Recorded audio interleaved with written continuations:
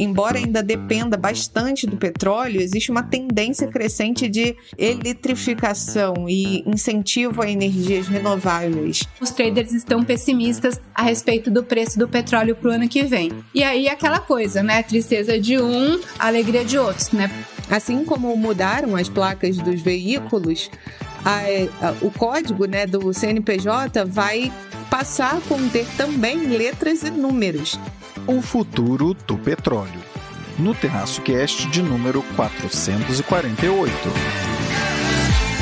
Teve pausa técnica de férias do trio mais amado do Brasil, mas olha só quem tá de volta. Fala, pessoal! Caio Augusto, diretamente da noite de 21 de outubro de 2024, em Ourinhos, para reaquecer as máquinas no meu, no seu, no nosso Terraço Cast. Quem me acompanha hoje é a seguinte dupla dinâmica. Fala, Fernanda Pérez de Mello. Fala, meus queridos amigos do Terraço Cast. Olha que prazer estar com vocês nesta semana com 2 temas. Olha só, a Fefinha está dando as caras aqui com 2 temas nessa semana. Espero muito que vocês gostem. Fomos ali, mas já voltamos, né? Como diria aquela velha canção, oi nós aqui outra vez. E com atualizações desde o começo do mês. Vocês irão entender. E aí, Renata Cocho? Alô, alô, terraceiros! Oi, Caio, oi, Fernanda. Aqui é a Renata, estou de volta aí ao Terraço Cast, né? Depois de um longo e tenebroso inverno, ou melhor, após uma longa e não tão tenebrosa assim mudança, né? Como eu falei pra vocês, quem acompanha aqui o nosso Terraço Cast sabe que eu tô me mudando, né? Eu me mudei, afinal, da Califórnia aqui pra São Paulo. Tô morando aqui na praia agora, em São Sebastião. Uma vida boa, por enquanto, pelo menos.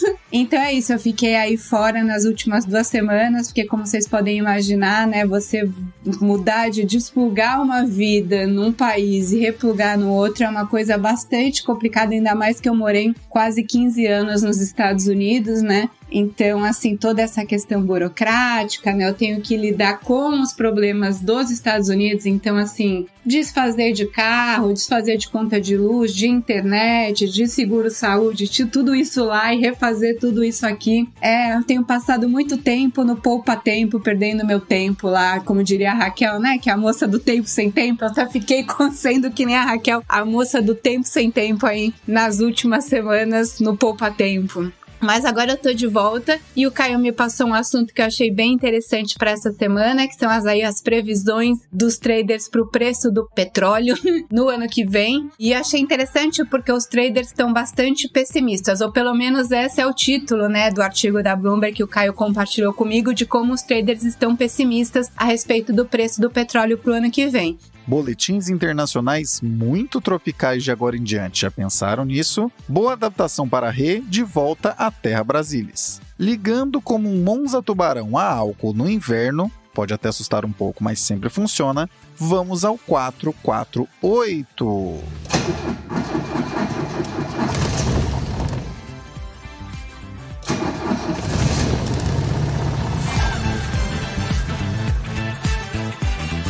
Fernanda, a OPEP prevê um aumento de 24% na demanda global de petróleo até 2050. Conte mais sobre isso. Olha, amigo, vale dizer para nossa audiência que a gente grava o nosso episódio 2 dias antes dele ir ao ar. E hoje é dia 3 de outubro, um dia muito especial para mim, porque é meu último dia de trabalho antes das férias, mas também é um dia que o petróleo está subindo mais, por conta de uma notícia sobre a possibilidade de Israel ter como alvo a infraestrutura de petróleo iraniana, levantando aí uma ameaça de retaliação do Irã. E bom, toda essa incerteza vocês já sabem, né?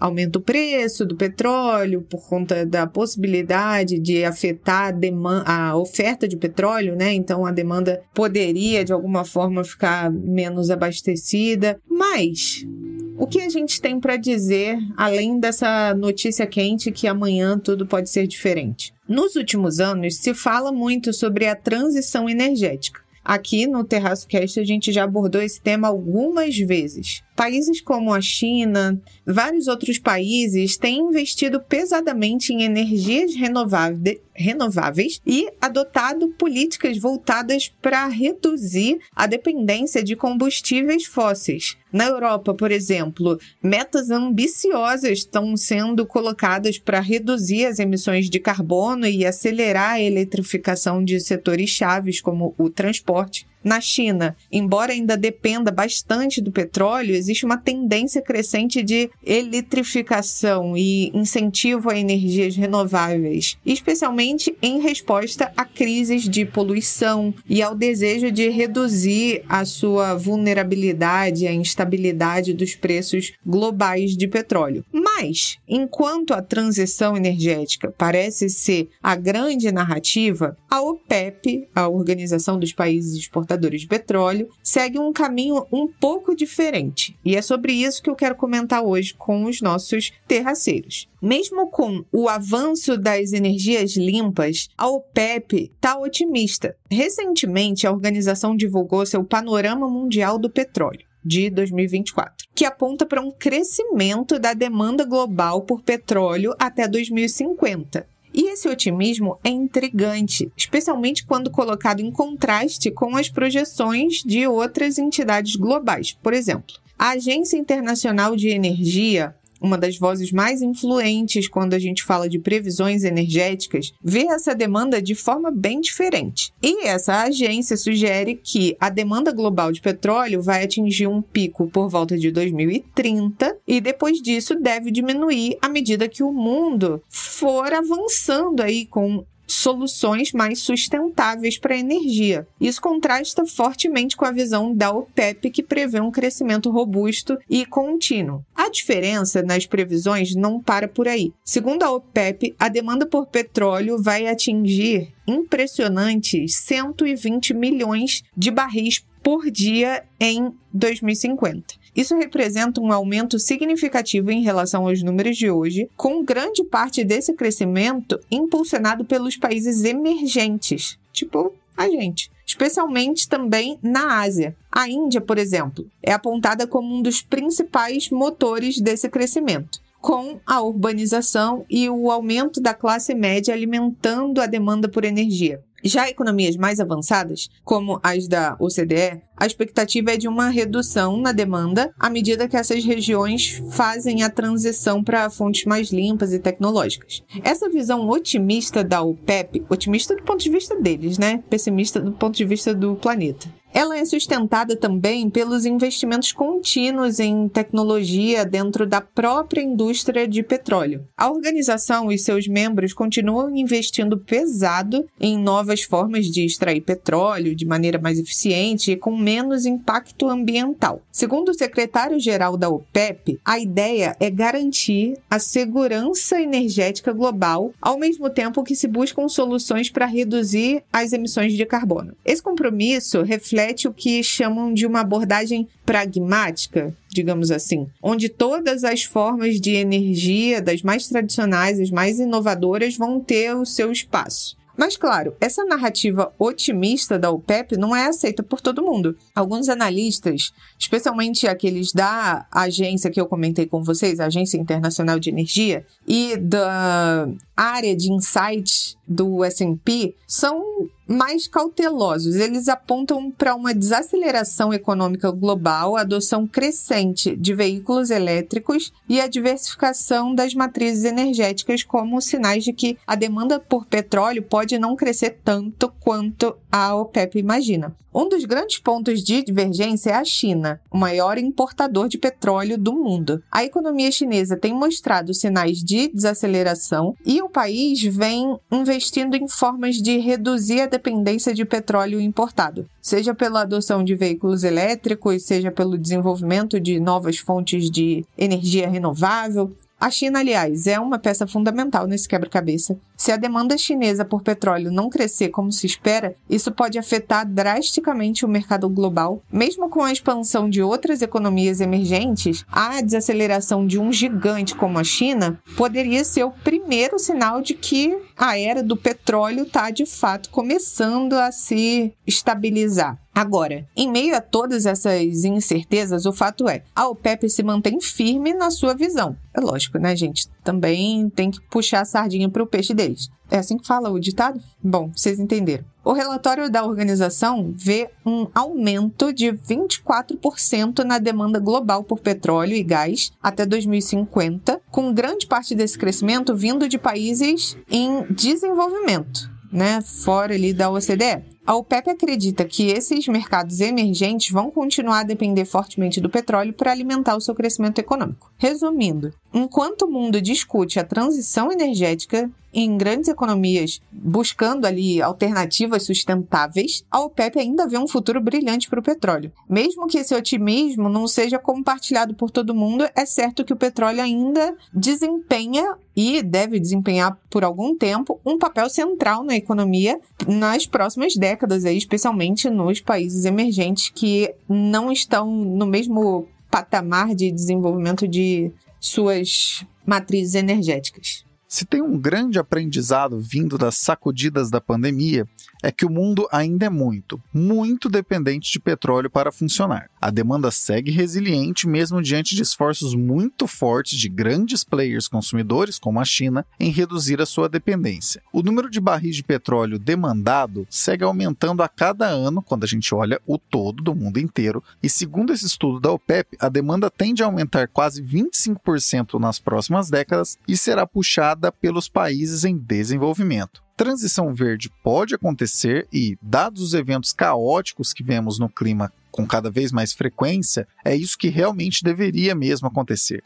Mas não nos iludamos. Petróleo ainda é a energia que move o mundo e quem sabe ainda seremos mais dependentes desse insumo nas próximas décadas antes de realmente começarmos a ver queda nessa demanda.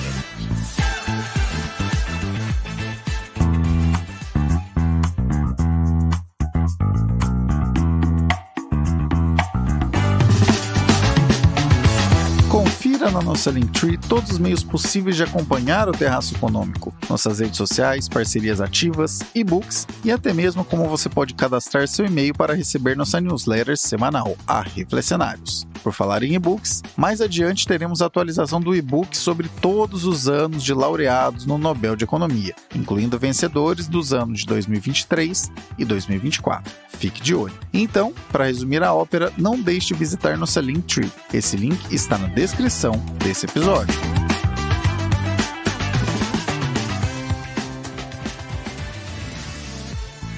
Renata com o Boletim Internacional. Para 2025, o petróleo já cai hoje. O que aconteceu?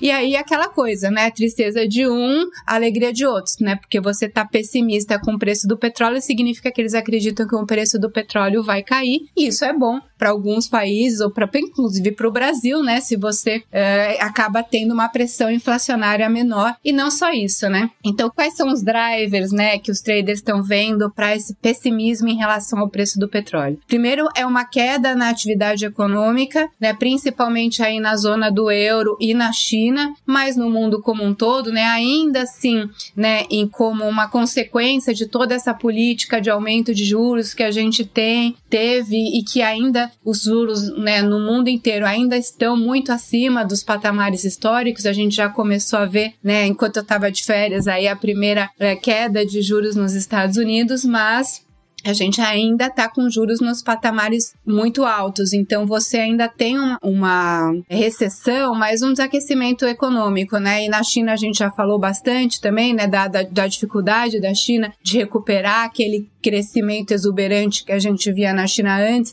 do Covid, né? Então a China continua patinando, a zona do euro também. Então essa perspectiva macroeconômica de um crescimento menos acelerado é um dos drivers desse pessimismo do preço do petróleo. Fora isso, você tem aí, né, todo o investimento de diversos países, inclusive da China, a gente falou isso outro dia também, né, no podcast, né, investimento em tecnologias mais limpas, em tecnologias de energia renovável. Então a gente tem também, né, toda essa perspectiva aí dos países cada vez mais precisarem menos de petróleo. E com isso também há uma possível queda de demanda e isso acaba também afetando nos preços. Por outro lado, a gente sempre tem aí, né, primeiro uma reação da OPEP, né, dos países produtores de petróleo, falando numa diminuição da produção para tentar segurar esse preço. Então, né, sempre que há essa tendência do preço cair, os produtores produzem menos para poder manter o preço sem uma queda muito significativa, né?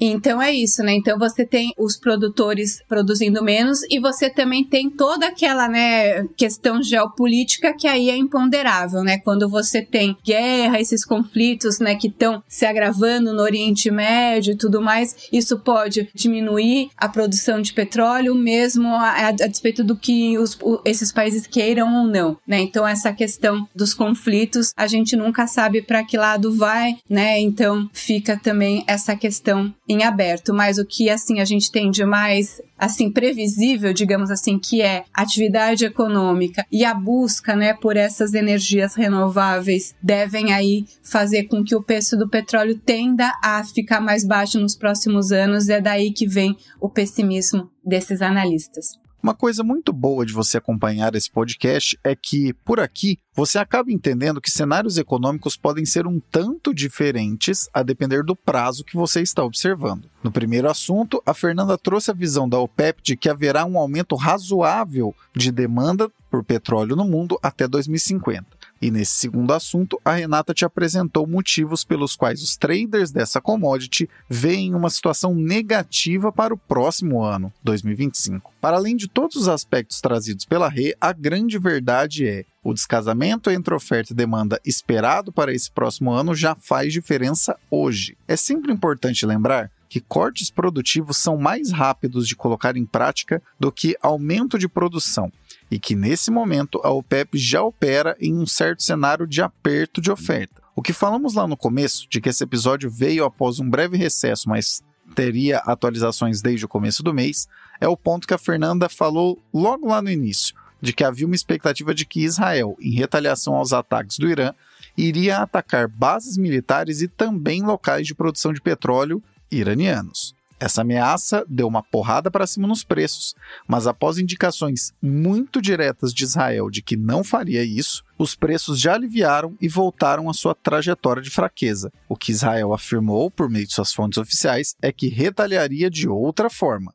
mas não atacando petrolíferas iranianas. Talvez por alguma mão do tio Sam que tenha sido mais incisiva, quem sabe. Nesse exato momento, 22 horas e 6 minutos do dia 21 de outubro de 2024, enquanto essa ancoragem é realizada, o petróleo WTI, que é aquele negociado no Texas, está abaixo de $70, sendo negociado a $69,73 aproximadamente.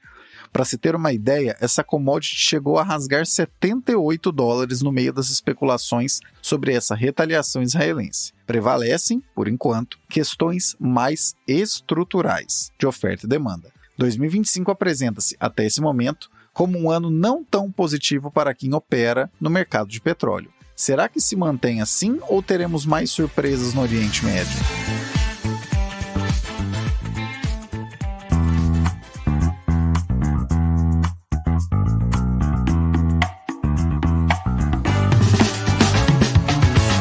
Gosta de como os conteúdos do Terraço Econômico traduzem e desmistificam as coisas? Saiba que não fazemos isso apenas com a análise dos cenários, mas também para parceiros comerciais. Seu negócio pode ter uma identificação com as centenas de milhares de pessoas que nos acompanham anualmente e você talvez nem saiba disso. Para saber como seu negócio e o nosso negócio podem ser parceiros, visite na nossa Linktree o item Contrate o Terraço e nos chame para um café. Quem já fechou conosco não se arrependeu.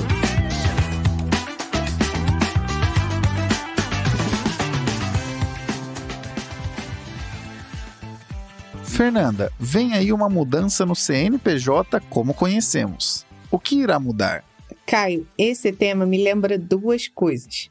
A primeira é de quando eu trabalhava numa corretora que tinha a validação de operações através de uma assinatura eletrônica, que a gente comumente falava para os clientes que era como uma placa de carro, 3 letras e 4 números. E foi lá as placas mudaram o formato. Como que eu ficava?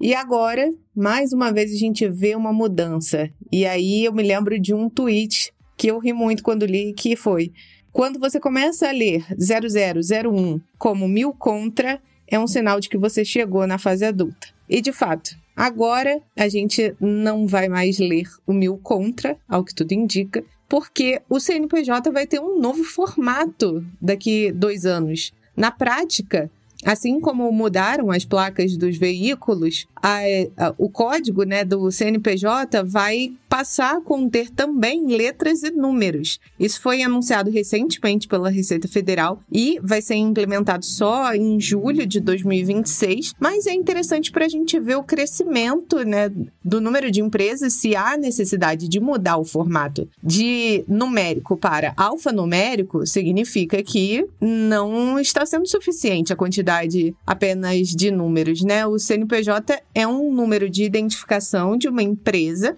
que é definido pela Receita Federal e é exclusivo, identifica uma PJ, uma pessoa jurídica. Mas com o crescimento de tantas MEIs, né, um crescente número de empresas mais recente, os 14 números, né, os tradicionais 14 números, não vão ser mais suficientes. A implementação do CNPJ alfanumérico visa garantir a continuidade das políticas públicas, assegurar a disponibilidade de números de identificação, é o que diz a Receita. E para a gente é como se fosse o 9º dígito, né, dos celulares. Eu me lembro muito bem desse momento. E o que esse novo formato de CNPJ afeta o que já existe hoje? Nada. Não afeta ninguém, porque a mudança não vai mexer com os CNPJs já existentes. Isso só abre espaço para novas empresas, né, terem novos números, porque a gente sabe que existe a limitação quando se trata apenas de números, né? Então, incluindo letras e números, isso deve se tornar mais abrangente, possibilitando que o país tenha novas empresas. O que vocês acham? Né, gente? Vamos ser sinceros. Ficou um tanto fácil se você prestou atenção na vinheta inicial. Mas enfim, vamos lá. Em resumo, é bem isso que a Fernanda apresentou. Essa mudança no CNPJ inclui colocar letras no código. Não, isso não vai mudar nada para os CNPJs já abertos. Então, o 1000 contra que você tem ou para o qual você trabalha, continuará o mesmo. Mas isso valerá para cadastros nacionais de pessoas jurídicas de meados de 2025 em diante, com o objetivo de permitir que um número maior de empresas possa ser aberto, ou seja, mais ou menos o mesmo motivo pelo qual vimos as placas de carro mudarem também. Se aquela profecia de que o emprego como conhecemos vai acabar, mas o trabalho jamais acaba, então que seja bem-vinda essa mudança, que permitirá mais e mais CNPJs por aí. Lado bom de você ouvir esse episódio em outubro de 2024 é que, quando acontecer de se deparar com algum CNPJ com letras no código de identificação no ano que vem, poderá dizer: "Ah, já sei, essa aqui o pessoal do Terraço Cash me contou há um tempão." Vamos nos despedindo da dupla dinâmica que trouxe neste 448 do Terraço Cast suas análises simples, mas não simplistas. Obrigado, Fernanda. Caio, muito obrigada pelo convite de estar aqui contigo nesta semana, com a Rê. E a gente se vê na semana que vem. A galera aqui do Terraço Cast, nossos terraceiros, sabem que podem me encontrar pelas redes sociais como @sigafefa. E a gente se vê na semana que vem. Valeu! E obrigado, Renata. Semana que vem eu volto aí com mais notícias aqui e análises no nosso boletim internacional, que agora não será mais feito dos Estados Unidos, mas, né, a gente TerraçoCast continua, é por isso que a gente não deixa de ser internacional, não é mesmo? Então é isso, semana que vem eu volto com mais notícias e análises para vocês, tá bom? Um beijão e até lá! Você que sempre nos acompanha, que tal trazer mais gente para ouvir e também acompanhar o Terraço Cast? Não deixe de enviar esse episódio para alguém que também queira ficar por dentro das discussões relevantes a nível doméstico e internacional. Abraços pelas ondas sonoras, continuamos a prosa no próximo episódio.